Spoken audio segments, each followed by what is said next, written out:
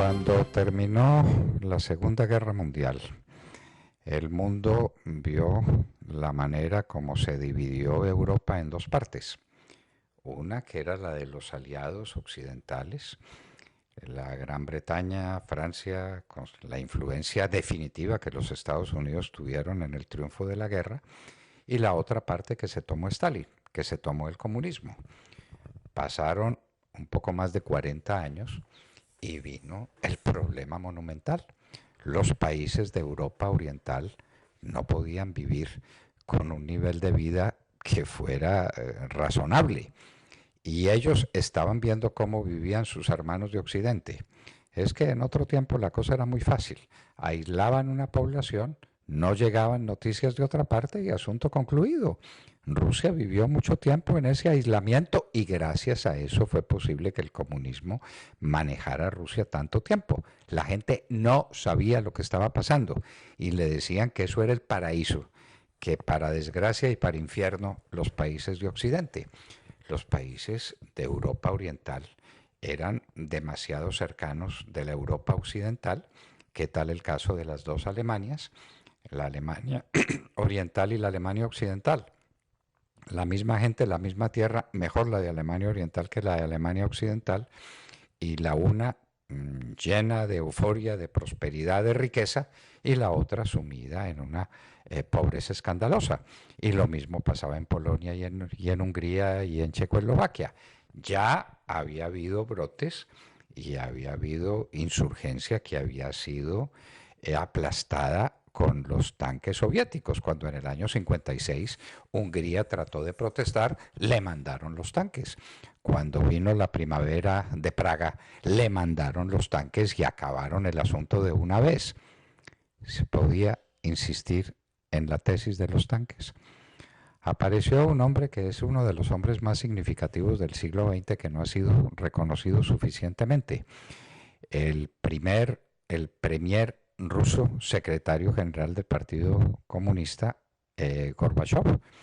Gorbachev era un hombre distinto, mucho más realista, que quería el comunismo. Él se declaraba comunista y era comunista, pero de dientes para afuera, porque ya cuando uno entraba en su pensamiento lo encontraba lleno de ideas de economía de mercado, de libertad en la productividad, de eficiencia, de productividad, términos que ni se mencionaban en el comunismo tradicional.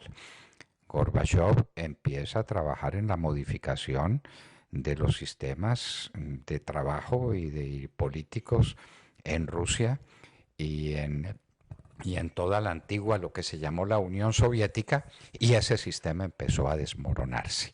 Y empezaron otra vez las manifestaciones, empezaron otra vez los conflictos, la gente queriendo libertad y queriendo vivir como se podía vivir dentro de un régimen liberal y capitalista. Y Gorbachev no mandó los tanques. Muchos del ala conservadurista tradicional del Partido Comunista abogaban porque se mandaran los tanques. Gorbachev nunca los mandó. Y en su lugar estableció lo que llamó la perestroika, con un libro famoso. Yo lo consideré uno de los libros más importantes que se escribieron en el siglo XX. Para mí, no tengo ninguna duda, que es La confesión de un pueblo, del pueblo ruso a través de Gorbachev, que dice: esto fracasó, esto no funciona. Y Gorbachev decía en las páginas: es que el viejo socialismo, el socialismo de nuestros padres, paja, paja. Era una manera de encubrir que el socialismo no funcionaba. La perestroika es un libro capital donde Gorbachev dice: esto no funciona, vamos a hacer una cosa diferente. Y es entonces cuando después de 40 años y de más de 40 años de tiranía soviética sobre Europa Oriental, los países orientales empiezan a protestar y a exigir libertad y a exigir democracia, y eso no hubo manera de contenerlo.